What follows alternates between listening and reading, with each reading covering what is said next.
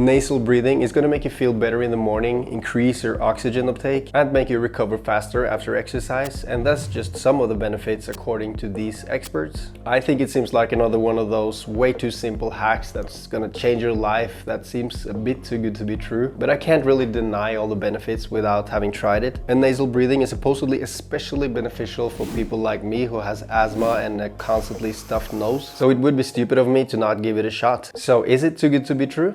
Who knows? Well, I'm gonna find out in 30 days and you're gonna find out in 10 minutes. Air that is coming through the nose is slowed down, filtered, humidified and conditioned. So by the time the air reaches the lungs, they can absorb the oxygen a lot more easy. The nose produces nitric oxide that improves oxygen transmission by expanding the blood vessels, and it also helps battling off bacteria and viruses. And because of all of this, we get 20% more oxygen if we breathe through our nose compared to breathing through our mouth. So what I'm looking to find out with this experiment is how nose breathing is going to affect my general health and well-being, my workouts, my sleep, and potentially if there is anything unexpected. Let's start off by going for a run to see how that feels.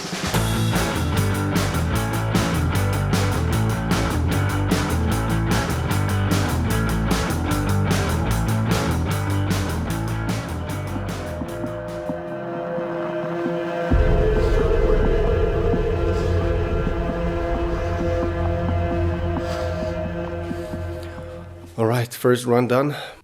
It started out okay, but then I went up this 50-meter hill and I apparently went a bit too fast on it. It was alright when I did it, but after I could not get enough air through my nose, and I was hyperventilating and not panicking, but I must have looked like a complete idiot, running at that point really slow and looking like I was about to die.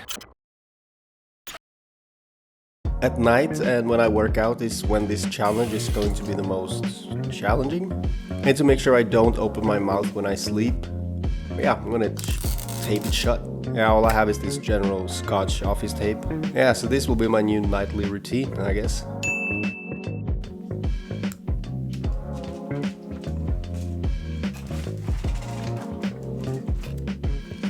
That was surprisingly non-problematic. It stuck all the way through the night, and I had to change it in the early morning hours just because of the lack of drainage. Yeah, sat well on the lips. I taped my lips way wrong the first night, but I learned the correct way and tried that for the second night, and it worked perfectly. So let me show you how. To take a small piece and place it like a strip right in the middle of your mouth. You still can get rid of spit, you can still talk, but it'll do the job, and it's more comfortable and less weird, even though it is super weird.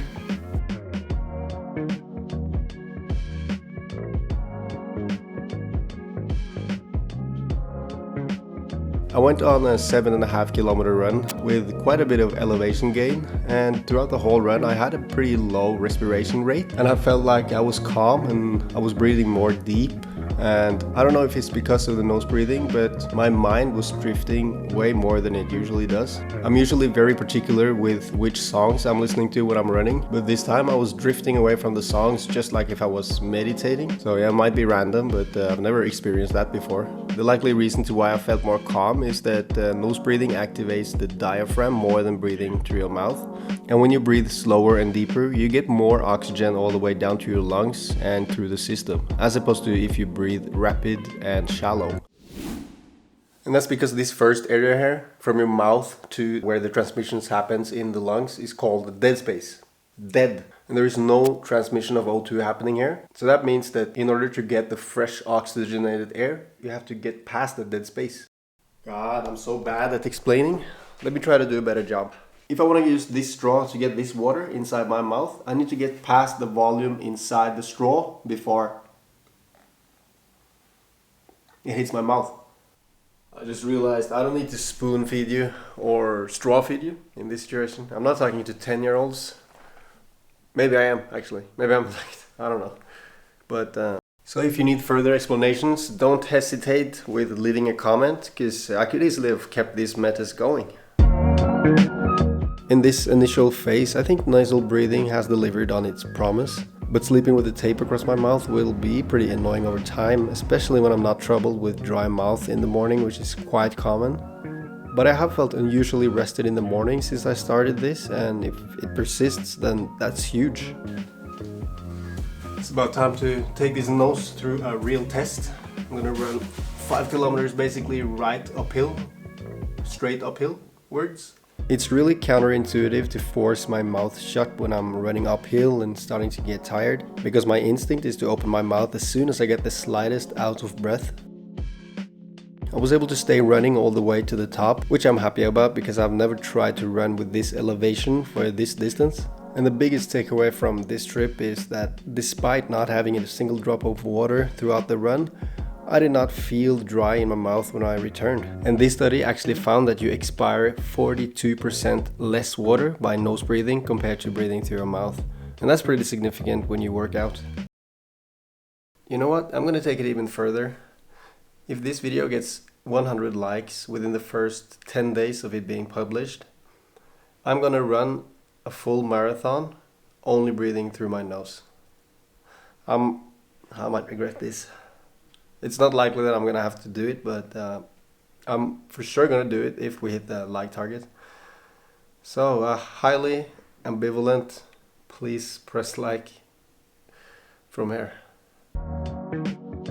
I feel noticeably calmer, both when I exercise and in general. And when I exercise, I definitely feel a sense that I'm in an oxygen balance in some way. Whereas before, it was more like I was in a deficit and that I was constantly gasping for air in order to get enough oxygen in. I think I sleep with my mouth closed anyway, so I think the tape didn't make that much of a difference. It's hard to say. I have felt noticeably more rested in the morning, many of the days more than usual, but I do think that that's because I'm just being more aware because of this experiment, so I'm not going to say that's because of the taping. I've learned the past month how much of an impact your breath has on how you feel. Just imagine you sit down and breathe real heavy and frequent. You can't convince anyone that at that point you're calm. And it goes the other way around as well. If you sit down and you breathe super deep and slow, don't try to tell me that you're super stressed, because the breath is just so tightly connected to our sense of calm and stress. 30 days is not really enough to get the full spectrum of benefits out of nasal breathing, so I'm going to continue doing it for a while. I'm particularly thinking about the expansion of the pathway, nasal pathway, as I think I haven't seen too much of that yet. So expect another truly inspirational video on this channel. Inspiration means breathing in the medical terminology, so this is objectively inspirational. And if I was to leave you with one simple piece of advice, if you forget everything you heard in this video, just remember breathish airways. The nose of the plane catches the wind, and so should you. Thank you.